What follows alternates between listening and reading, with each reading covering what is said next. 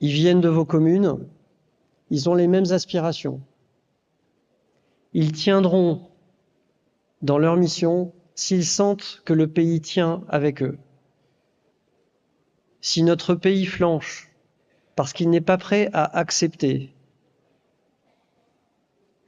de perdre ses enfants, parce qu'il faut dire les choses, de souffrir économiquement parce que les priorités iront à de la production de défense, par exemple.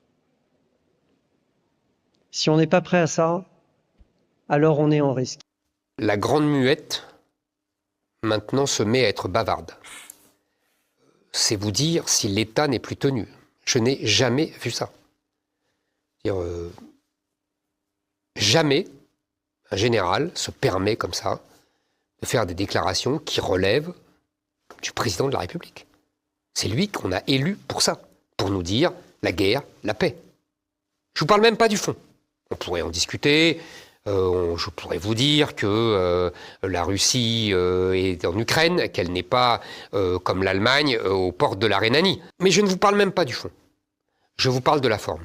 Un général qui se permet ainsi de terroriser tout le pays. Vous savez, Sarah Knafo était au Congrès des maires quand il a dit ça. Les maires étaient atterrés. Je ne sais pas si c'est le président qui lui a dit de dire ça. Je ne sais pas s'il a dit ça de sa propre initiative. En tout cas, franchement, c'est hallucinant. Je ne peux pas vous dire mieux. En général, a raison. Oui, il faut qu'effectivement, dans un monde plus dangereux, la France se réarme militairement, se réarme moralement, certainement. Peut-être qu'on peut repenser à réintroduire une forme de service militaire, etc., etc. Donc là, on ne peut pas lui reprocher la teneur de ses propos. On peut en reprocher peut-être le timing. Les Français pensent que c'est foutu.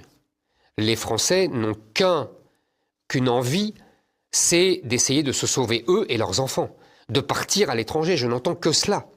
C'est bien ça qui me navre et qui me désespère, et c'est pour ça que je me bats. Parce qu'on est en train d'organiser la fuite des Français.